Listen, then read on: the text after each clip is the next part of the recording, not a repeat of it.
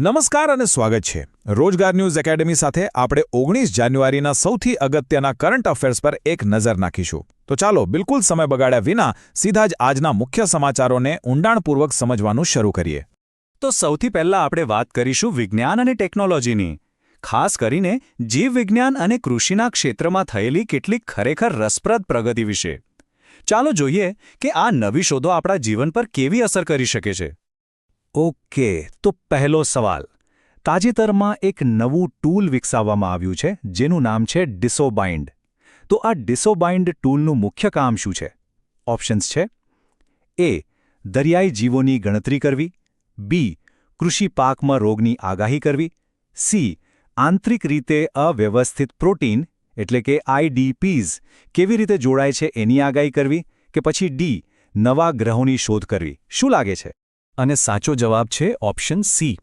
આ ટૂલ એવા પ્રોટીનની આગાહી કરે છે જે આંતરિક રીતે અવ્યવસ્થિત હોય છે જુઓ આને બેંગ્લુરુની national centre for biological sciences એટલે કે એનસીબીએસે બનાવ્યું છે આ એક પ્રકારનું એઆઈ ટૂલ છે જે એવા પ્રોટીનને સમજે છે જેનો કોઈ ફિક્સ આકાર નથી હોતો અને આ શા માટે મહત્વનું છે કારણ કે આ સમજણથી રોગના નિદાનમાં અને ખાસ કરીને ભવિષ્યમાં દવાઓ બનાવવામાં જબરદસ્ત મદદ મળી શકે છે ચાલો હવે વિજ્ઞાનથી કૃષિ તરફ આવીએ સવાલ છે નાળિયેરના વૃક્ષોમાં જોવા મળતા રૂટ વિલ્ટ રોગ વિશે આ રોગ કોના કારણે થાય છે શું એ ફૂગ છે બી ફાઇટોપ્લાઝમા જે એક પ્રકારના બેક્ટેરિયા છે સી વાયરસ કે પછી ડી પ્રોટોઝોઆ તો આનો સાચો જવાબ છે બી ફાઇટોપ્લાઝમા આ એક પ્રકારના બેક્ટેરિયા છે હવે જુઓ આ રોગ ભલે જીવલેણ ન હોય એટલે કે ઝાડ મરી નથી જતું પણ એની ઉત્પાદકતા એટલે કે નાળિયેર આવવાની સંખ્યા એકદમ ઘટાડી દે છે અને ફેલાય છે સફેદ માખી જેવા જંતુઓથી તાજેતરમાં જ કર્ણાટક તમિલનાડુ અને કેરળમાં આનો મોટો પ્રકોપ જોવા મળ્યો છે એટલે આ ખેડૂતો માટે ખૂબ જ ચિંતાનો વિષય છે સારું હવે થોડી વાત પોષણની વિટામિન એ વિશે અહીં 4 સ્ટેટમેન્ટ્સ આપેલા છે એમાંથી કયું ખોટું છે એ શોધવાનું છે એ તે ચરબીમાં દ્રાવ્ય છે બી તે કિડનીમાં સ્ટોર થાય છે સી એને રેટિનોલ પણ કહેવાય છે અને ડી એની ઉણપથી રતાંધળાપણું થાય છે તો કયું ખોટું છે તો ખોટું વિધાન છે બી વિટામિન એ મુખ્યત્વે કિડનીમાં નહીં પણ યકૃત એટલે કે આપણા લીવરમાં સંગ્રહિત થાય છે આ એક નાની પણ ખૂબ જ મહત્વની વાત છે જે યાદ રાખવા જેવી છે બાકીના બધા વિધાનો સાચા છે તે આપણી દ્રષ્ટિ હાડકાં અને ત્વચા માટે ખૂબ જ જરૂરી છે ચાલો હવે આપણે ગિયર બદલીએ અને પર્યાવરણ અને ભૂગોળની દુનિયામાં જઈએ અહીં આપણે નવી પ્રજાતિઓની શોધથી લઈને દુનિયાના મહત્વપૂર્ણ જળમાર્ગો સુધીની વાત કરીશું ઘણું બધું જાણવા જેવું છે તો પહેલો સવાલ ભૂગોળમાંથી ચથમ ટાપુઓ જે હમણાં સમાચારમાં હતા એ કયા દેશનો સૌથી પૂર્વનો એટલે કે ઇસ્ટર્ન મોસ્ટ પ્રદેશ છે ઓસ્ટ્રેલિયા ન્યૂઝીલેન્ડ ફીજી કે પછી પપુઆ ન્યૂ ગિની જવાબ છે બી ન્યૂઝીલેન્ડ આ ટાપુઓ ન્યૂઝીલેન્ડની મુખ્ય જમીનથી પણ લગભગ 800 કિલોમીટર પૂર્વમાં છે એ તાજેતરમાં એટલા માટે સમાચારમાં હતા કારણ કે ત્યાં દરિયામાં ફાઇટોપ્લેન્ક્ટનનો એક અસામાન્ય બ્લૂમ જોવા મળ્યો હતો અને હા એક ખૂબ જ મજેદાર વાત આ પૃથ્વી પરની એવી પહેલી વસવાટવાળી જગ્યા છે જ્યાં દરરોજ સૂર્યોદય જોવા મળે છે કેટલો અદ્ભુત છે નહીં હવે એક નવી શોધાયેલી પ્રજાતિની વાત મહારાષ્ટ્રના પશ્ચિમ ઘાટમાં ગેજેનોફિસ વાલ્મીકી નામનું કંઈક મળ્યું છે પણ એ છે શું એ જમીન પર રહેતો સાપ છે કે પછી એક અંધ ઉભયજીવી જેને કેસિલિયન કહેવાય છે ઉડતી ખિસકોલી છે કે ગુફામાં રહેતી માછલી છે સાચો જવાબ છે બી આ એક અંધ ઉભયજીવી એટલે કે કેસિલિયન છે આ ખરેખર એક અજીબ પણ રસપ્રદ જીવ છે એના પગ નથી હોતા અને દેખાવમાં બિલકુલ અળસિયા જેવું લાગે છે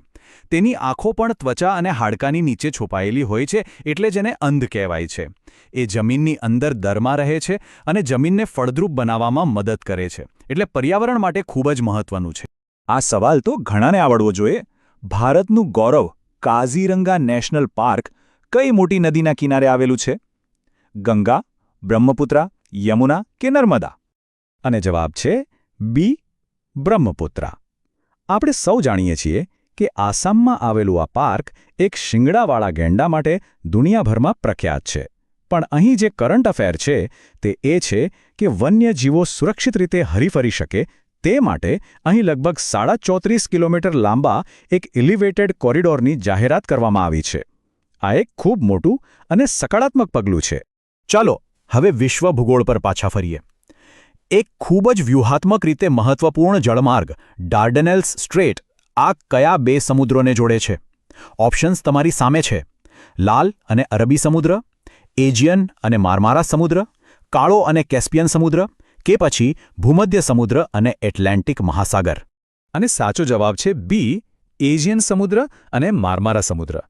આ સામુદ્રધુની ઉત્તર પશ્ચિમ તુર્કીમાં આવેલી છે અને તેની ખાસ વાત એ છે કે તે એશિયા અને યુરોપ ખંડો વચ્ચે એક કુદરતી સરહદ બનાવે છે.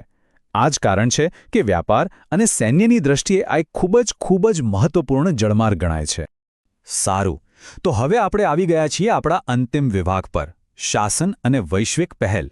અહીં આપણે જોઈશું કે કેવી રીતે ઉદ્યોગ સાહસિકોને સશક્ત કરવામાં આવી રહ્યા છે અને લોકશાહીને વધુ મજબૂત કરવા માટે કેવા પ્રયાસો થઈ રહ્યા છે. ઓકે, હવે વાત CSIR ઇન્ટિગ્રેટેડ સ્કિલ ઇનિશિયેટિવની. અહીં બે વિધાનો છે. પહેલું કે આ પહેલ council of scientific and industrial research એટલે કે CSIR દ્વારા ચલાવાય છે અને બીજું કે એનો હેતુ સંશોધન અને ઉદ્યોગની જરૂરિયાતો વચ્ચેનો ગેપ ભરવાનો છે. તો શું લાગે છે, માત્ર પહેલું સાચું છે, માત્ર બીજું, બંને સાચા છે કે બંને ખોટા છે? એકદમ બરાબર. જવાબ છે સી, બંને વિધાનો સાચા છે. આ એક રાષ્ટ્રીય સ્તરનો ફ્લેગશિપ પ્રોગ્રામ છે જે લોકોને એવી સ્કિલ્સ શીખવે છે જેની ઇન્ડસ્ટ્રીમાં ખરેખર જરૂર છે. અને આંકડો જુઓ, અત્યાર સુધીમાં 1,90,000થી પણ વધુ લોકોને આ હેઠળ તાલીમ મળી ચૂકી છે. અને તેમાં માત્ર વિદ્યાર્થીઓ જ નહીં પણ ખેડૂતો અને ગ્રામીણ વિસ્તારોના લોકો પણ સામેલ છે. ખરેખર એક પ્રશંસનીય પહેલ છે.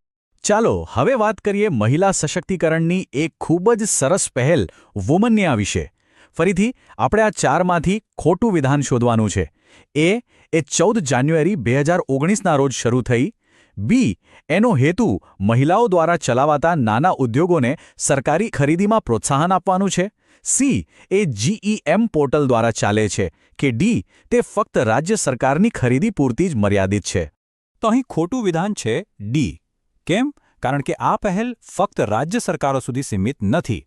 આના દ્વારા મહિલા ઉદ્યોગ સાહસિકો સીધા જ કેન્દ્ર સરકારના મંત્રાલયો, વિભાગો અને PSUને પણ પોતાનો માલ વેઠી શકે છે.